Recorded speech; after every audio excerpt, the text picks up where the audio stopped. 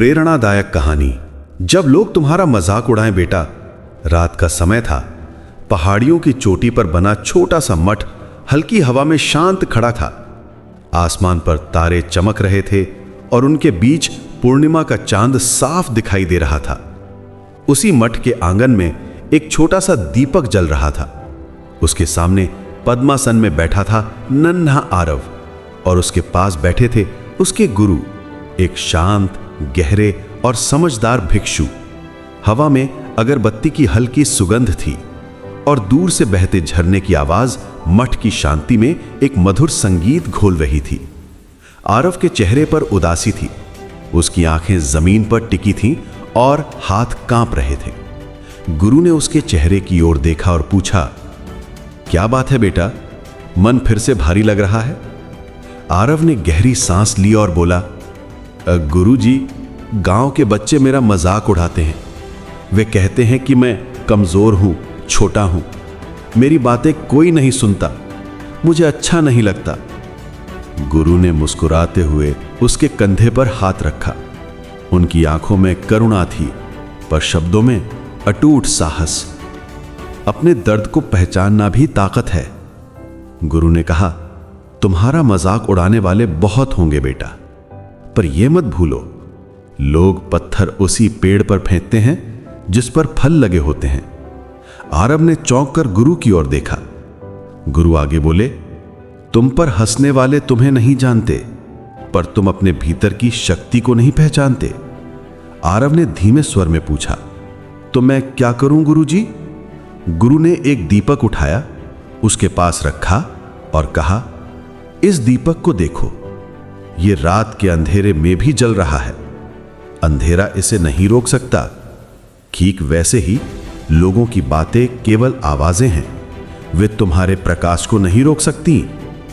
मजाक उड़ाने वालों का सच।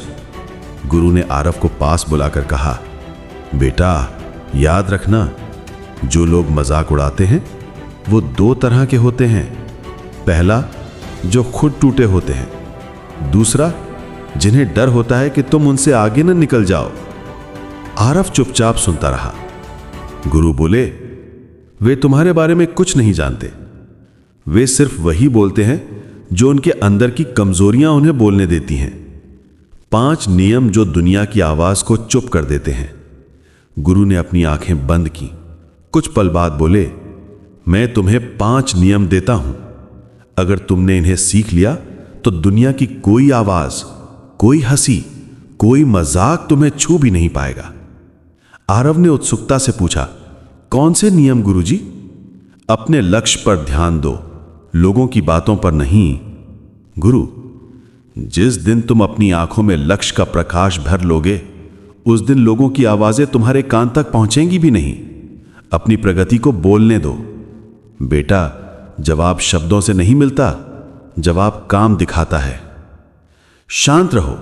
शांत इंसान सबसे ताकतवर होता है। जो चिल्लाता है वो कमजोर होता है। जो शांत रहता है वो अपनी शक्ति को संभाल रहा होता है। हर मजाक को सीख में बदल दो।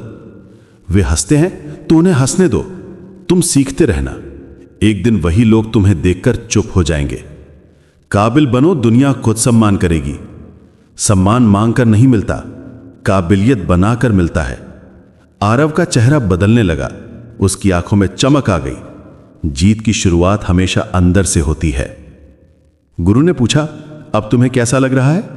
आरव बोला, गुरुजी, अब मुझे लगता है कि लोगों की हंसी कमजोर नहीं कर सकती। मैं अपनी ताकत खुद बनूंगा। गुरु मुस्कुराए, और यही शक्ति है बेटा। जिस दिन तुमने खुद को समझ लिया, उस दिन दुनिया की कोई हंसी तुम्हें चोट नहीं पहुंचा सकती। अगली सुबह नया आरव जन्मा।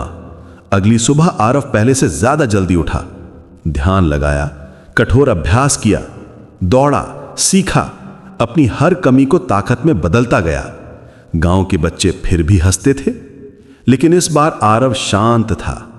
हंसी उसे चोट नहीं पहुंचाती थी, क्योंकि वे जान चुका था, लोग बोलते रहेंगे, पर भविष्य उन्हीं का होता है जो अपनी राह पर दृढ़ रहते हैं। दिन बीतते गए। आरव की प्रगति इतनी तेज थी कि जो लोग उस पर हंसते थे अब उसी से पूछते, तुम इतना मजबूत कैसे बन गए? और वे बस मुस्कुराकर गुरु के शब्द याद करता, प्रकाश का काम है जलना, अंधेरा कितना ही क्यों ना हो। वो दिन जब मजाक बंद हो गया। एक दिन गांव में लकड़ी काटने की प्रतियोगिता हुई। सभी बच्चे शामिल हुए, आरव भी। लोग सोच रहे थे ये क्या करेगा, पर परिणाम आया, आरव पहले स्थान पर था। भीड़ चुप थी। वही लोग जो हंसते थे अब तालियां बजा रहे थे। गुरु ने दूर से खड़े होकर कहा, मैंने कहा था ना बेटा, जब काबिल बनते हो दुनिया खुद शांत हो जाती है। आरव ने गुरु के पैर पकड़कर बोला, गुरुजी, मैंने जीत नहीं पाई, मैंने खुद को पहचाना है। गुरु ने उसका सिर सहलाया और कहा, यही असली जीत है बेटा।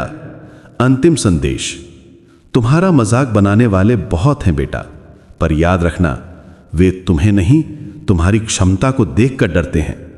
मजबूत बनो, शांत रहो, अपना काम करते रहो। एक दिन वही लोग तुम्हें देखकर चुप हो जाएंगे।